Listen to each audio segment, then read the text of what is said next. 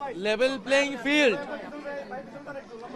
Level playing ফিল্ডকে একটি দল নষ্ট করার চেষ্টা করছে। তারা আচরণবিধি ভাঙছে, তারা অন্য দলের প্রতিদ্বন্দ্বী প্রার্থীর উপরে হামলা করছে, তারা সমর্থকদের উপর হামলা করছে। শেরপুরে একজনকে হত্যা করা হয়েছে।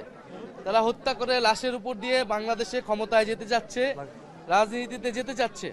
ফলে আমরা এই লেভেল প্লেইং ফিল্ড নানাভাবে বিনষ্ট করা হচ্ছে। তারপরে আমরা জনগণের সাপোর্ট নিয়ে, সমর্থন নিয়ে আমরা আমাদের প্রচারণা কার্যক্রম করে যাচ্ছি।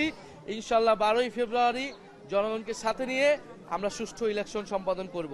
এই ইলেকশনের পথে যদি কেউ বাধা হয়ে দাঁড়ায়, ইলেকশন কমিশন যদি নিরপেক্ষ না থাকে, যদি কোনো দল এটার বিপক্ষে দাঁড়ায়, তাহলে তাদেরকে সেদিন জবাবদিহি করা হবে। না, মিডিয়া ভাইদের প্রতি আমাদের অনুরোধ থাকবে, সাংবাদিক ভাইরা আমাদের ফুটেজ নিচ্ছে, কিন্তু বলতেছে হাউজে এই ফুটেজটা ছাড়া হচ্ছে না, প্রচারণা করা হচ্ছে না। ঠিক একই রকম হাসিনার আমলে, আওয়ামী লীগ আমলে ঠিক একই জিনিস হইতো।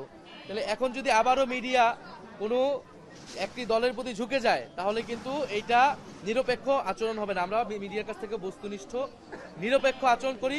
উভয় দলকে, উভয় জোটকে সমানভাবে কিন্তু প্রচারণার বা মিডিয়া ফেভারটা দিতে হবে আর কি। ধন্যবাদ।